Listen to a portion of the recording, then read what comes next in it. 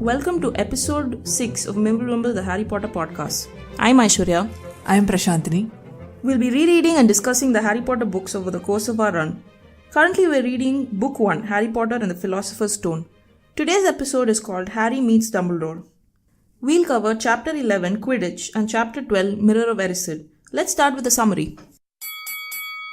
Quidditch season is here. Harry is getting ready to play his first match by practicing and by reading a book called Quidditch Through the Ages. Snape randomly confiscates the book, and when Harry goes to Snape's office to get the book back, he sees something that makes him think that Snape is trying to steal whatever the three-headed dog is guarding. During the match next day, Ron and Hermione figure out that Snape is trying to jinx Harry's broom. Hermione does some quick thinking, distracts Snape, and saves Harry. Hagrid refuses to buy their theory about Snape. He also lets slip that someone called Nicolas Flamel is involved in whatever the dog is guarding. Over the next few weeks, the trio tries to unsuccessfully find out who Nicolas Flamel is. Christmas comes. Harry and all the Weasley boys stay back in Hogwarts for the holidays. Harry receives an invisibility cloak as his Christmas present. He decides to use it to get into the restricted section of the library and find out who Nicolas Flamel is. However, the plan backfires, and to escape Filch and Snape, he enters a disused classroom. He finds a mysterious mirror where he could see himself, though he was using his invisibility cloak. But he also sees his mother, father, and the Potter family in the mirror. He is consumed by what he sees and keeps coming back every night until Dumbledore intervenes. Dumbledore explains what the mirror is and tells Harry not to come looking for it anymore because it was going to be moved. At the beginning of Chapter 11, we find out that Harry's been training for 2 months for his first Quidditch match. He's been kept a secret all this time, but the news has leaked out somehow. The stakes for the match are pretty high and surprisingly simple. If Gryffindor wins this match against Slytherin, they will be in second place for the house championship. Don't you think that given that there are 4 teams playing Quidditch, that there would be some sort of league set up and it wouldn't be that easy, especially if this is Harry's first match. And I'm assuming this is the first match Gryffindor is ever playing. You'd have to win the league to actually win any substantial amount of points to be able to push yourself up in the house championship. I assume that Hufflepuff and Ravenclaw, there was a match before this match? Maybe. I guess maybe there was a Hufflepuff-Ravenclaw match that decided this particular match's stakes. So it also becomes really cold in Hogwarts. The classrooms are getting draftier and Hagrid actually has to bundle up to go and defrost broomsticks, which leads me to wonder, how does one defrost broomsticks? And why does one need to defrost broomsticks? Because it's very cold to sit on. Yeah, but there should be a spell for this. Both Hagrid and Filch do pretty tough jobs. A lot of their work will become much easier if they can do magic, if they're allowed to do magic in one case and if they can do magic in the other case. Yeah, I guess in the end, magic can be very helpful, but elbow grease does the job really well. So yes. Harry is really nervous about his first Quidditch match. And why wouldn't he be? People apparently either tell him that he is going to win or they're going to be running around underneath him holding a mattress, which is really absurd. To paraphrase Ron from later on in this book, have you gone mad? Are they seriously wizards or not? Why would you run around holding a mattress underneath him when you could use your stupid wand and you just learnt a spell to levitate objects in the air? But yeah, I would be super nervous if I were in Harry's position. But Harry's pretty confident about flying and his abilities when it comes to Quidditch, I think. He's anyway ameliorating his nerves by reading Quidditch Through the Ages that Hermione gives him. And first, when the book is mentioned, they say that Hermione bored them with facts from the book. Harry then he reads it himself and he's like, it's actually not very bad. Yeah. I thought the most fun fact from Quidditch Through the Ages is that there are 700 fouls that you can commit, but the full list is not available for public viewing because the department thinks that wizards might get ideas. Yeah. So, as most of you might know, Quidditch Through the Ages is a separate book in itself that J.K. Rowling published after the series was complete. All the proceeds from the sale of Quidditch Through the Ages goes to this UK charity called Comic Relief. It's actually a fun book with a lot of history about how Quidditch started, what are the other broomstick games that were played before Quidditch, and it's about different teams and different rules and different fouls that were committed and all that. It's a pretty fun read. It's a very short book also. I was reading it again because I started reading about the book, then I started reading the book, and there was this one particular rule that was actually very funny. Rule 4, The quaffle may be taken from another player's grasp, but under no circumstances must one player seize hold of any part of other player's anatomy. What must have happened to have that as a rule? I remember that there is a foul, which is keepers only, that says that you shouldn't put a part of your anatomy in the hoop to make sure that the quaffle can't go past it. What happened? I think every game has this phase where people take advantage of the loopholes. It happened in cricket. I've seen some old matches where there was just one run to score from the last ball, and one run means that the batting team will actually win. So this bowler came running. I don't know the technical term, so I'm sorry. He came running and then he stopped, and instead of bowling, he actually rolled the ball on the ground. Wow, that should be a foul. Yeah, that must be a foul now. It's not great sportsmanship also, to be honest. So Harry's trying to get over his nerves by reading the book. At this point, there's a nice little mention about how their relationship has progressed over the course of Harry's training. Harry thinks about how much nicer Hermione has become, which we spoke about in the last episode, that she's good for them and they are good for her as well. She gets them to focus and study and actually pay attention to classes and information that's being passed on there, and they actually help her relax. She doesn't break the rules per se. She conjures fire in a little jam jar that they used to keep them warm in the corridor. They're not sure if it's illegal, if they're not sure if it's a rule or not, but they still look guilty anyway when Snape finds them. So at this point in the illustrated edition, we see for the first time what Jim Kay thinks Hermione Granger looks like, and she surprisingly looks a lot like Emma Watson and not simultaneously. One of the criticisms that were leveled at Emma Watson's casting was that she is too pretty to be Hermione Granger. And this wasn't true when she was a child. Not that she was an ugly child. I'm not saying that at all. She's supposed to have large front teeth. She's supposed to have bushy hair, which she does have in the first two books, but after that she goes back to having Emma Watson hair. And Emma Watson hair is very pretty, but it's not Hermione Granger hair. So there was a lot of criticism around that casting, even though Emma Watson is actually tried a lot into my perception of Hermione Granger. She made the role her own, quite literally, which is not the same for pretty much any other character. And I think Emma Watson herself influences a lot of that perception, because she is quite bookish and she stands up in the same way Hermione Granger does. In many ways, they are very similar. There is a fun story about their time filming the third movie. The director asked them to turn in an essay about their perceptions of the trials their characters have to endure in the third book. Emma Watson turned in more pages than she was supposed to. Daniel Radcliffe turned in exactly 1 page, and Rupert Grint didn't turn in anything at all. Yeah, that's a pretty good demonstration of what they think their characters are. But I'm starting to really like Ron more and more, because when Snape confiscates the book, he's limping away and Ron is like... But I hope it's really hurting him, said Ron bitterly. But I think that Snape coming and confiscating the book randomly was pure plot movement device. As is the incident that follows. When Harry realizes that he desperately needs the book to get through to the next day, he goes to the teacher's staff room to ask Snape for the book, because he thinks if he asks Snape in front of the other teachers, Snape will have no choice but to turn the book over. But conveniently, the only people in the staff room are Snape and Filch. And Snape is showing his bloody mangled leg to Filch, who's handing him bandages and conveniently talking about the 3-headed dog. How are you supposed to keep your eyes on all 3 heads at once? Yeah, it was a major eye roll moment for me. And how is Filch in on this? Exactly. I mean, A, why is Filch there? B, why would Snape ask Filch? C, why wouldn't Snape go to the hospital wing? D, from later on in the series, we know that Snape is a really good wizard. Also, he's a potions master. He doesn't own any blood clotting potions at all. This entire incident might as well scream plot device. Yeah, I didn't like it. Yeah, I wasn't a big fan either. Especially, and Harry's knocking. He knocks and they don't open the door, and that's why he goes in. Yeah, and then Snape looks at him and says, "Get out." And Harry races back and immediately assumes that Snape is the one who let the troll in. Come on, give Snape a little bit more credit. I also think it's plot device, yes, but it's also more of a misdirection than bad writing. No, yeah, I think it's badly written misdirection. It's a very clumsy misdirection, I agree. Yeah. You mentioned how Snape didn't go to the hospital wing, right?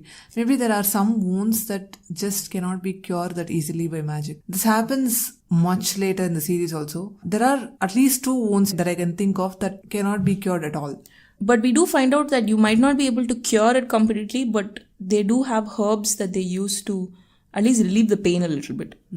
Yeah, I don't know. Maybe, again, the other day Aishwarya wrote a speculation piece about Dumbledore and she posted it on Reddit. And this other Reddit user had this very interesting theory about the first book. This is something we spoke about even in the 4th episode, I think. How the first book is more of a pilot book rather than anything else. And he echoed the same feelings. I think a lot of people feel the same way. So based on that, I think we can actually discount this. There's no point in thinking too much about this because I don't think J.K. Rowling thought too much about this either. I'm sure she didn't write the first book thinking that all 6 books will follow afterwards. Yeah. She probably just thought this might be a one-off project. And yeah. Then the next day, the match is going to happen. And Harry is very nervous. He's refusing to eat. Harry being too nervous to eat is a phenomenon that I am very familiar with. Yeah, me too. But Ron is always portrayed as this insensitive character who eats a lot. But in the book, it's actually Seamus who's insensitive and eats a lot. Maybe the movies influenced the later books. I'm not sure. But I don't know when the USP of the character just shifted one to the next. When I think of Ron Weasley in the first movie, I think of that scene where he's eating chicken legs. Yeah. One in each hand. Yes. And he's so cute. Maybe that really did help.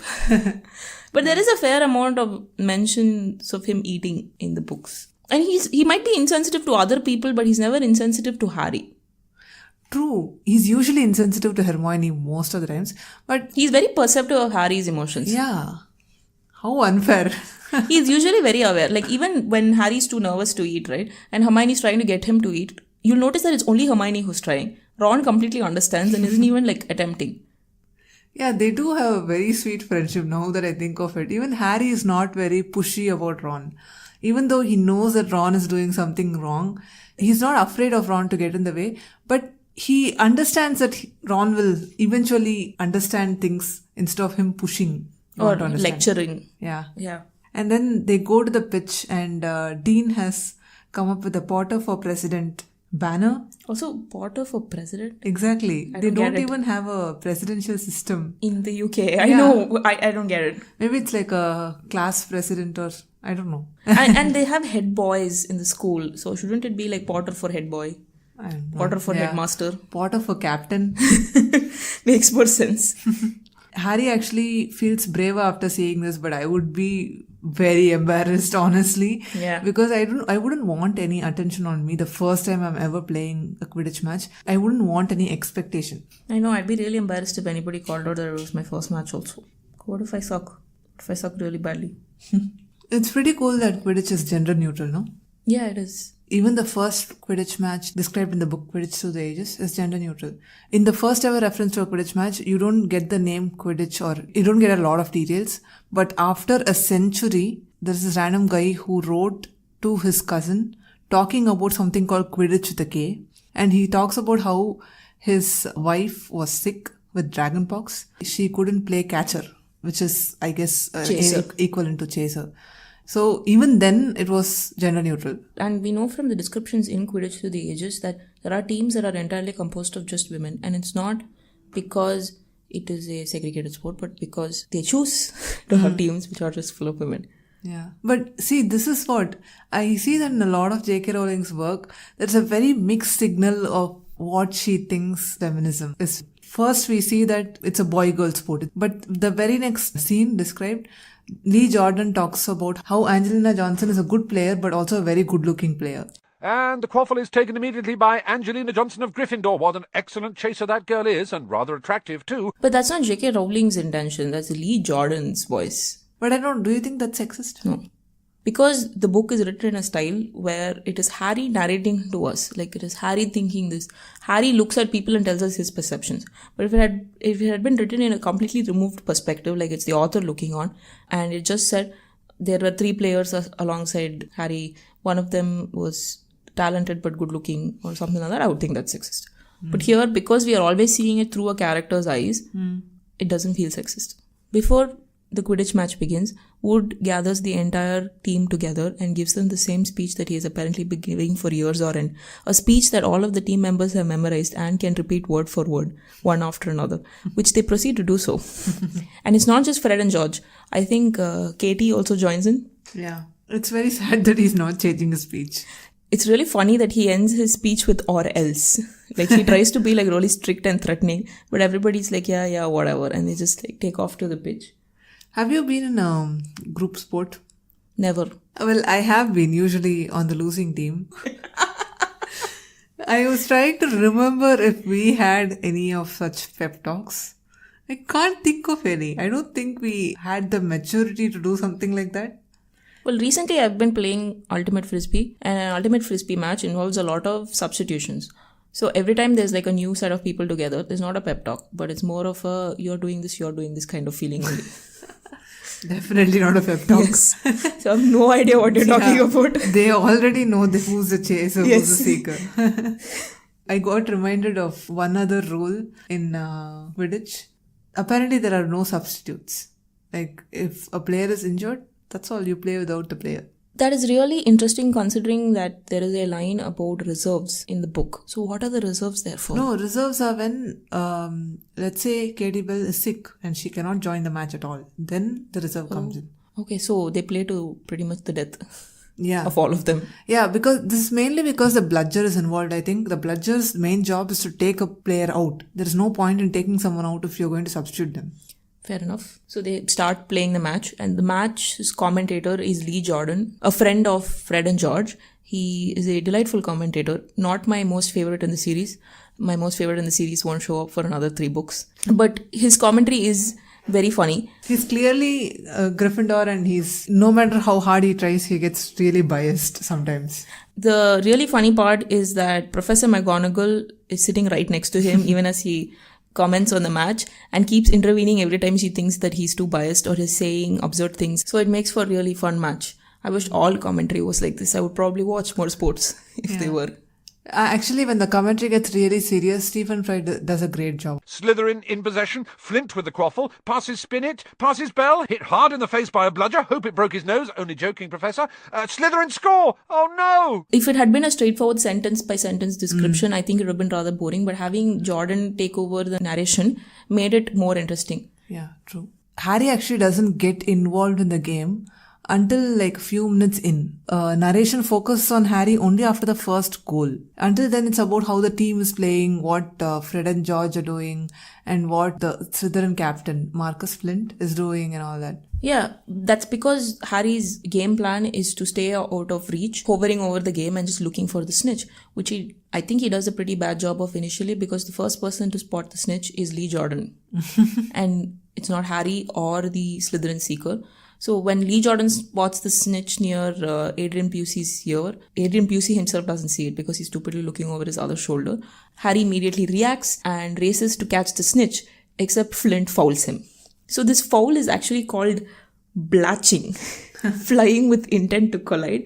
So that was a really funny name. I also forgot to mention this other fun fact about the 700 fouls observed by the Department of Magical Sports and Games. So 90% of them actually cannot be enacted in a match in Harry's time, because of a rule that was established in 1538, which said that you cannot use a wand against your opponent in a Quidditch match. Ooh. Only 10% of the rules can actually be enacted in Harry's time as a Quidditch player, and those rules are pretty absurd. They include stuff like attacking your opponent with an axe, setting your opponent's broom on fire. So what they mean is that most of the fouls involved players attacking each other with wands. But you can still do that. It's not that you cannot do that. But it's the ultimate rule. You cannot use magic during a Quidditch match. You can still do that. Then you face the consequence. Pretty much. And Flint does face the consequence of his foul. Madam Hooch orders a free throw for the Gryffindors, but it's too late. Snitch has gotten away. Everybody is very upset about the foul, including Lee Jordan and Hagrid and Dean, who demands that Flint get a red card. I also really like this particular description. Chaser Pusey ducks 2 bludgers, 2 Weasleys, and Chaser Bell. Before he go, yeah. I see this in a lot of J.K. Rowling's writing. She clubs inanimate objects with real people in a sentence and gives them the same importance. It was Hermione Granger wearing a pink dressing gown and a frown. Yeah, I don't know what it's called. By the end of this podcast, we shall figure out what this writing device is called. So the match proceeds, but then something strange happens to Harry. Like, his broom starts bucking and he's afraid he'll fall off. He actually tries to fly towards Wood to call for a time off, but his broom just refuses to listen to him. It isn't long before the rest of the stadium begins to take notice of what's happening to Harry. Ron, Hermione and Hagrid are flabbergasted about what's happening. Hagrid actually says that Harry lost control of the broom, but he can't have. And then he also theorizes that it could happen if someone is using powerful dark magic to alter the course of the broom. And that's when Hermione springs into action. She sees Snape opposite them at the other end of the stadium, muttering to himself. She immediately runs over to Snape. She knocks into Quirrell in the process and sets Snape's robes on fire, which once Snape notices, immediately scoops back into a jar and then hurries back, knowing that Snape wouldn't be able to see her because she was behind him when she set his robes on fire. But her intervention actually saves Harry from his broom. He's able to gain control and he's speeding down towards the pitch when he starts choking on something and it turns out that he swallowed the snitch. So Hermione, the person who doesn't like to break rules and who holds teachers in high regards, is doing something that's so gutsy and it's so against her own fabric as a character. She sets fire to a teacher. Yeah. She could have been very easily seen. It's not like in the movies where she sets fire and goes away. She stays there to pick the fire back up.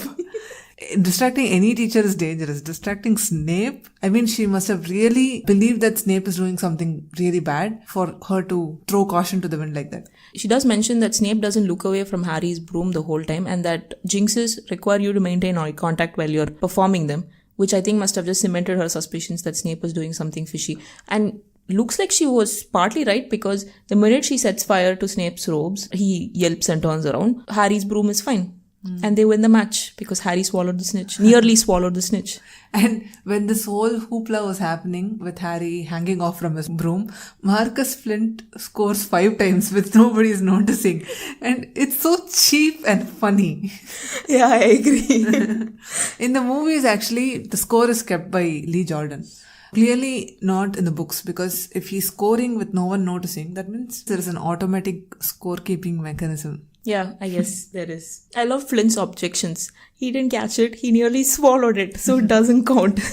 Even I thought it was slightly unfair the way Harry caught the snitch. People start to think that he's getting control of the broom and the next thing you know, he wins the match. But in the movies, they make a really big deal of him winning the match. He holds up the snitch and shows people. Here, the match ends in complete chaos. And he's not even there to celebrate with his team 20 minutes later. He's in Hagrid's hut. Yeah, he is. And didn't you think it was strange that nobody investigates what happened to the broom? Nobody comes and asks to examine the broom and figure out what's happening. Yeah. What happened to it. It is strange. McGonagall is there. There must have been other teachers there too. And nobody thinks of saving Harry. They don't try to investigate when this is happening. Fred and George do try to save Harry. They try to come and help him onto their brooms, but the broom will just keep rising higher and higher. Yeah. So Fred and George will hover below, hoping to catch him when he falls, which I thought was incredibly sweet of them. Yeah. No, that's what. What were the teachers doing? Nothing. Because this is a children's book. Yeah. And anyway, whatever Snape was doing at that point, where he's muttering a really long spell without wands, through the series, we see things like this happening, to my memory, only 3 times. This is one. And the other 2 times also happened with Snape. Wandless magic, you mean? Wandless magic, where he's muttering a really long spell that we never get to learn about in the series. The books end with Harry being an adolescent, just approaching adulthood. And I guess as an adult, he would have learned these kind of spells somehow, and we would have also gotten to see how those things work. But sadly, we never get to see. It also goes to show that Snape is an incredibly powerful wizard because he's actually performing wandless magic. I guess it could be a sign of dark magic too, that only dark magic involve you muttering incantations for so long. Yeah, because later on in the series when we see other characters performing wandless magic, and the first person who springs to mind is Dumbledore. Dumbledore never mutters long spells. Most of the time his magic involves him waving his hand. Yeah. So they go to Hagrid's hut and they're discussing the events of the match. And Hagrid's confused because he's like, why would Snape try to, throw you off your broom? And Harry says, well, it's because I saw him in the staff room with his mangled leg, which is the dumbest thing I have ever heard. Surely there is a better way of getting Harry out of the way. Snape, again, is a potions master. He could have just given him something to make him forget that incident happened, or he could have poisoned him and put him in the hospital wing for a while. But Snape doesn't really want to do that. He doesn't, but Harry clearly jumps to conclusions really fast without even thinking it much through. And I'm really disappointed in Hermione for not asking similar questions. I think she was very skeptical until she saw this incident with the broom. She is completely convinced afterwards. Hagrid is pretty confused as to Snape's motivations. Why would he want what the three-headed dog is guarding? And he actually slips up and identifies the three-headed dog, Fluffy. He brought it from a Greek chappie, apparently, for those people who still haven't realized that the three-headed dog is Cerberus. In the movies, Hermione says, "That thing has a name?" And Hagrid just goes on to blurt out more things. What that dog is guarding is strictly between Professor Dumbledore and Nicolas Flamel. Who's Nicolas Flamel? Hagrid refuses to say and just looks furious with himself for blurting out so many things that he shouldn't have. Harry's like, aha! That was so stupid. Maybe if you had not said that, he would have continued to tell you who Nicolas Flamel is. That brings us to the end of chapter 11, Quidditch. Before we move on to the next chapter, in the last episode, we spoke about our Harry Potter stories and asked you to send us your stories. So this time we have a story from our listener, Manaswini. We are going to play that now. Hi, I'm Manaswini. I've been listening to Mimblewimble for a while, and I've been a Potterhead for about 15 years, 16 years now. My story with Harry Potter started pretty late in life, actually. I was around 12 to 13 years old when my childhood best friend kind of pushed me into reading the book. She said, "This will change your life, the way you read books will change," and all that. I still didn't buy into it because when I was, I think, 10 or 11, the first Harry Potter movie released, Philosopher's Stone, and I happened to watch the movie before I started reading the books, and I was so terribly disappointed. I don't know why, but I was so disappointed that I was very convinced that this is not the book for me, this is not the series for me. But then my friend was very, very persistent. She kept pushing and pushing and pushing. One day I just gave up and I said, fine. I gave in to her whims and I started reading the books. And yeah, I don't think I've admitted it to her, but she was right. The books did change my life forever. Even today, I'm 27 now, I still read the books. Those are my go-to books whenever I'm feeling down, happy, sad. It's literally in sickness and in health kind of a deal with the Harry Potter books and mine. I own the illustrated editions. I own the 20 years anniversary, the edition that came out in the color of your houses.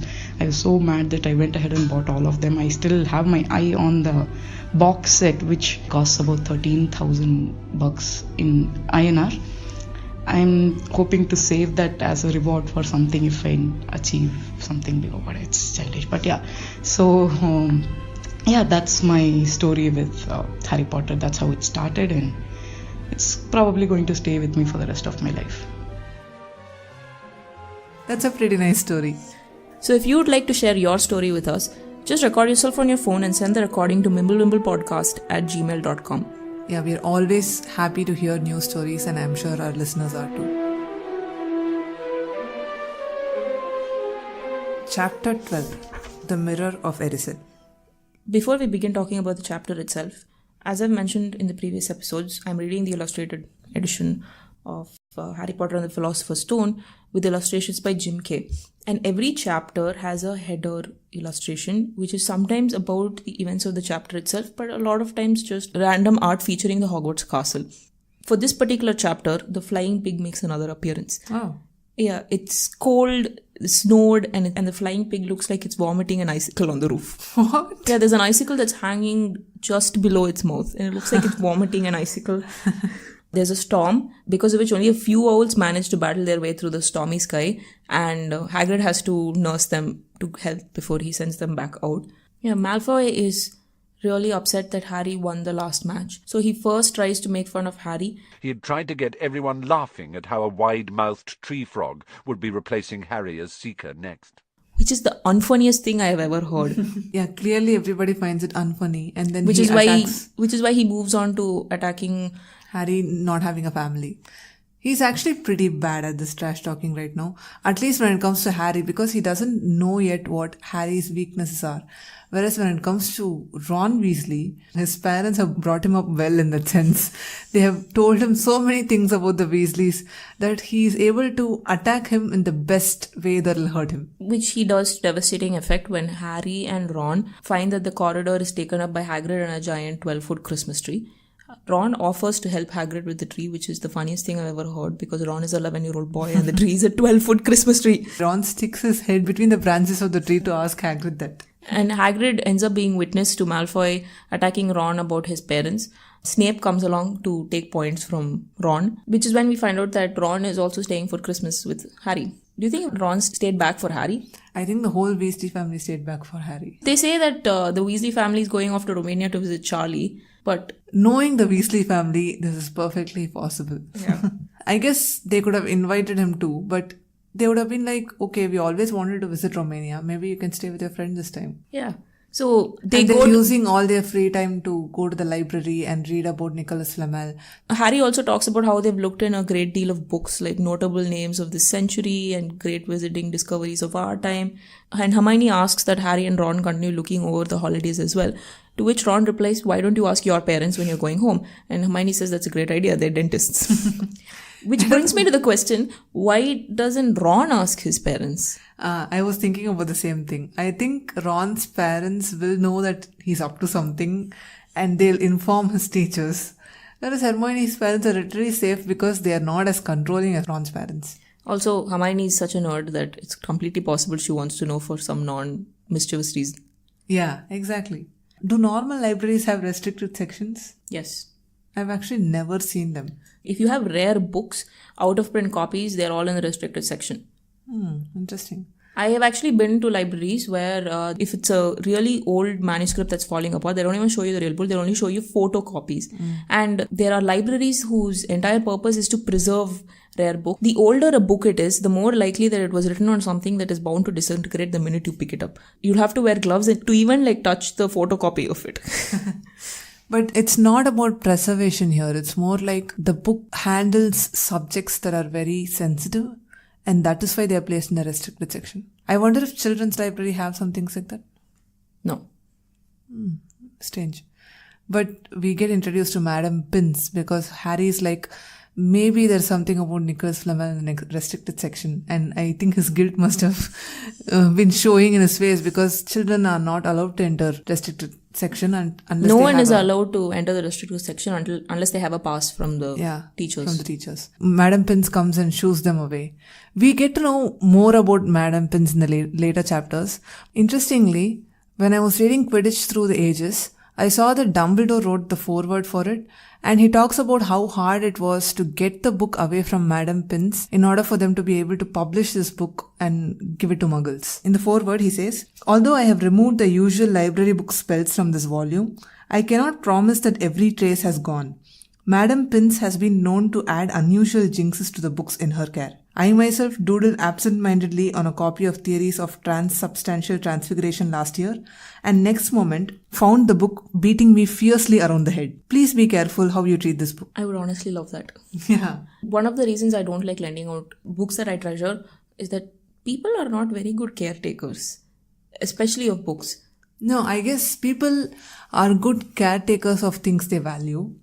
And obviously, the thing that you value might not be the same as thing someone else values. That is true. But it was very interesting to know how she does her job.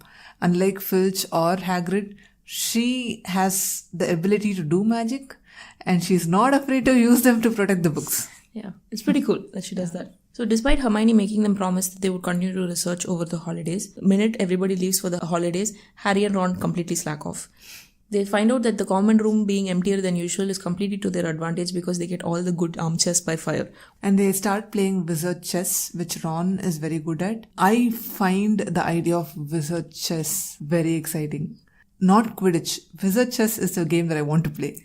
Yeah, me too. I think it's really exciting because it's more like directing your troops into battle, which puts me in the mind of Age of Empires. So Wizard's Chess has automatically become 100x more interesting to me than real chess. But I do have one question. They mentioned that Ron has a set of chessmen that he knows really well that he inherited from his grandfather.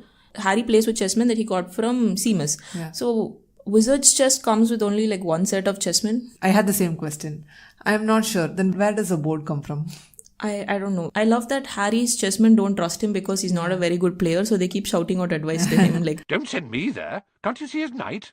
Send him. We can afford to lose him. I like that you need to earn the trust of your troops before you can play out your strategies with them. It's like real war, but without the collateral damage. yeah, that is pretty much Age of Empires, except you don't have to earn anyone's trust. You just have to build a town center and get supplies. Yeah. Then Christmas comes and Harry is not expecting any presents at all. When Harry's surprised that he got presents, Ron is like, what were you expecting? Turnips? Yeah. All of Harry's presents were really lovely. Hagrid makes Harry a present, which is very considerate. The Dursleys actually give Harry something, which is a 50-cent coin, but it's still something. Also, what note did Harry send to the Dursleys? That he's not coming home for Christmas? I'm not sure, but I don't understand this relationship. Seriously. You can ignore him. Why send him any present? Is it to say that we care about you so less that we'll only give you this? Is it a spiteful gesture? Or is Christmas such a deeply entrenched cultural thing there that they have to send everybody something? I don't know the answer to that. And I wonder how Harry sent the note. Do you think he sent it by Hedwig? I think so. Must have been fun. For them, it must have been fun to suddenly wake up to find an owl in your kitchen which refuses to leave maybe unless they give Harry a present. So they would have been forced to give something. That makes total sense. So, you think Hagrid giving the flute was... Plot device! Harry has not expressed any interest in music. Initially, I thought that the flute was a reference to the myth of Orpheus and Eurydice. TLDR, Orpheus's wife dies, goes to the underworld, and Orpheus wants to get her back desperately. So he goes and plays his music before the entrance of the underworld, and it lulls Cerberus to sleep, and he just keeps going on, and anytime someone stops him, he plays the music. He even plays the music to impress Hades and Persephone. They're really shaken by his music, so they say, okay, you can have Eurydice back, but the only condition is that you must walk from here to the entrance of hell without looking back. So that's dear. No. So he walks all the way to the entrance of hell, but when he gets to sunlight, he wants to look around and just see the expression on her face when she sees the sunlight. So he turns around and she's there in a ghost-like form, but he's already turned around and looked at her, so she disappears. Oh. But the point here is that Orpheus subdued Cerberus with music. Now, Orpheus used a lyre, which is not possible to send by owl to anybody. So I think Hagrid gave Harry a flute. It's either a very stupid present or a very diabolical one. Seriously, encouraging Harry to go after something when outwardly he's like, mind your own business. True, I didn't think about it like that at all. And I thought it was really sweet of Ron to tell his mother that Harry wouldn't be expecting any presents. So his mom sends Harry a jumper and some fudge, which is also very considerate and thoughtful. Christmas is being celebrated in the wizarding world. Are they all Christians? No. How are you so convinced? Is it because of Parvati Patil? No. I mean, you can be Indian and still be Christian, right? Yeah, true. Yeah. No. I think that they are not Christians. Okay, I don't know. I think Christmas transcends religion. For most people, they might not do any of the religious activities usually associated with Christmas, like going to mass. They're just going to celebrate the part where, it's family reunion time and it's people just hanging out and having fun together. That's there. I don't know what kind of religion is prominent in the magical world. We never find that out. Yeah, we never find out.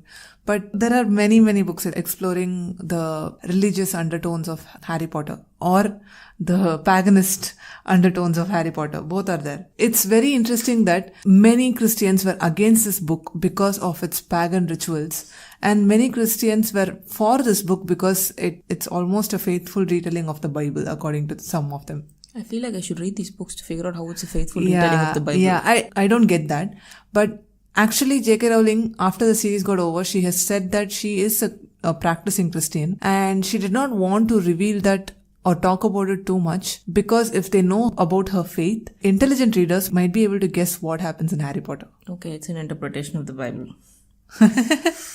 Apparently, Chronicles of Narnia is also... Chronicles of Narnia is a more obvious allegory-filled fantasy story. It is really strange though. This book series has provoked hatred and love from many religious communities. And nobody can agree upon what this book is promoting. One set of people are just saying that this is promoting witchcraft.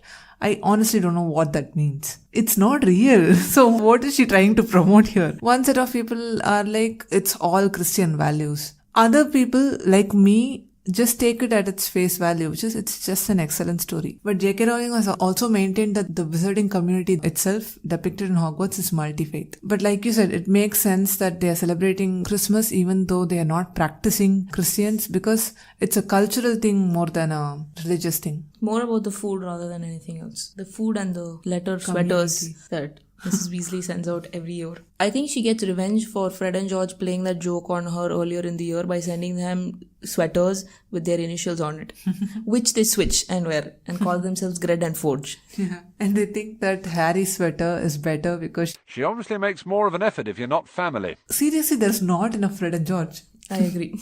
Harry gets a mysterious present. He doesn't know who sent it to him, but he opens it and Ron recognizes it at once. He correctly recognizes it as an invisibility cloak. He says that it's really rare. The cloak has a note with it, but the note does not actually identify the sender. It just says, Use it well.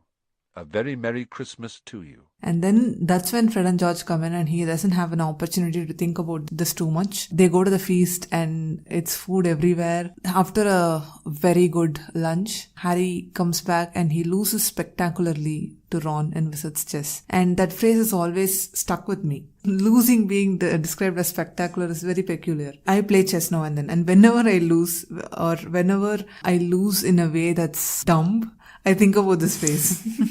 after Harry loses to Ron, the Weasley family and Harry have a snowball fight. And then they have more food, cake and sandwiches. But even though Harry is so full, he remembers the invisibility cloak.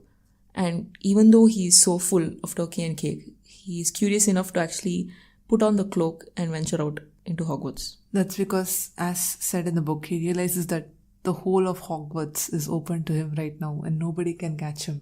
If he, like me, is on no mission, I don't think he would have had the motivation to get up and go exploring. But he has a pretty clear mission. He wants to find out who Nicolas Flamel is, so that's a pretty good excuse. He goes to the restricted section of the library to read some book about it. He looks at all the books in the section, and there are a lot of strange looking books, some written in languages he can't recognize, one with a stain that looks like blood. He pulls out a book at random and it starts screaming, which is an excellent book alarm. If you're a librarian and you're listening to this podcast, consider building the tech for it. I got reminded of your pockets of magic comment from the 4th episode when I read this, because if a book is screaming, what went wrong? But then after I read about Madame Pince and how she protects her books, I feel like you said, it could be a book alarm more than some magical thing to do with the book itself. And Harry does mention that he feels like the books are whispering that there is an intruder there. Yeah. So Filch arrives on the scene. Harry panics and his lamp goes out. So he hurries past Filch and runs until he ends up near a suit of armor that he thinks is near the kitchens. Yeah, he tries to escape Filch. And to his horror, Filch and Snape are outside looking for the intruder.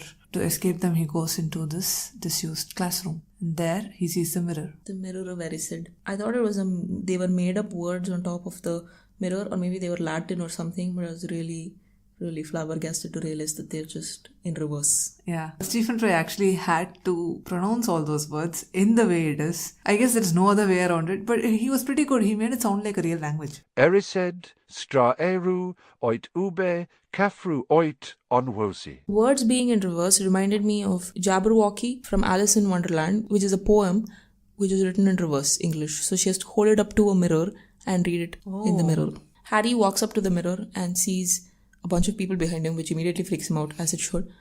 But then he realizes that some of the people look really familiar. One person looks like he has Harry's knobbly knees. And another has same kind of hair as Harry that sticks up in the back.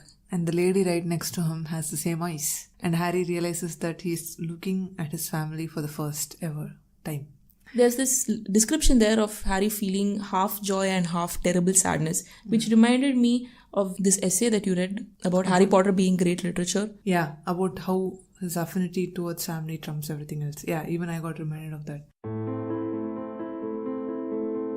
I think this is the most emotional point of this book. Harry actually doesn't know what his parents look like and he thinks that he's looking at them. But later we find out that this only shows your desire. It might be them, it might be Harry's own imagined version of them.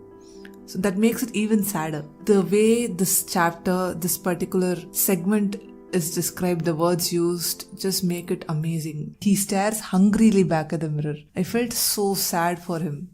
In the illustrated edition, he's shown leaning against the mirror and looks like he's crying. Yeah, that's a very, very powerful image. So Harry brings Ron back because he wants to show him his family. And he wants to see Ron's full family as well. And Ron says, well, all you have to really do is come around my house during the summer. You can see all the undead woods. So they go to the mirror. But the thing is, Ron's not able to see his family. He's only able to see himself in the mirror. He's head boy, he has the house cup, and he's the Quidditch captain. Everything that his brothers were. And more, because he's everything. He's all of them. Yeah, he's better looking too. Ron thinks that it's maybe showing the future when Harry's like, how can it? Because my parents are dead. And he keeps coming back. Ron tries to stop him from doing that because he feels that something's fishy with the mirror. But he keeps coming back until Dumbledore intervenes, yeah. We realize that Dumbledore has been sitting there all along, all these days. And he says that he does need a cloak to become invisible. And there's this very good line about how strange how short-sighted being invisible can make you. And Dumbledore goes on to explain the mirror itself. That it's not showing you the future, it's not showing you the past, it's showing you what your heart desires. So for Harry, all he really wants to do is know his family. So it shows him his family, and Ron sees himself standing alone, the best of his brothers. Dumbledore also says that this mirror does not give you any truth or knowledge, and people have been wasting away in front of this. What an interesting concept. I think no matter who looks into this mirror and no matter what they see, it'll be sad. Dumbledore himself says the happiest man in the world will look into the mirror and only see himself, but everybody else will only see what they want, which they want only because they don't have it. Yeah, not the fact that they don't have it itself doesn't make it sad. But let's say you look into the mirror and see something that's totally achievable, it's going to be a petty deepest desire. But if you look into the mirror and see something that's not achievable at all, then it's not achievable, so it's sad. I guess it cannot give you joy in any way. And then Dumbledore says that the mirror is going to be moved, so Harry shouldn't go looking for it. But if he ever does run across it again, he will now be prepared. Yeah. Please note this line. He also says one of the very famous Dumbledore quotes. It does not do to dwell on dreams and forget to live. Harry asks him a really personal question at the end of this interaction.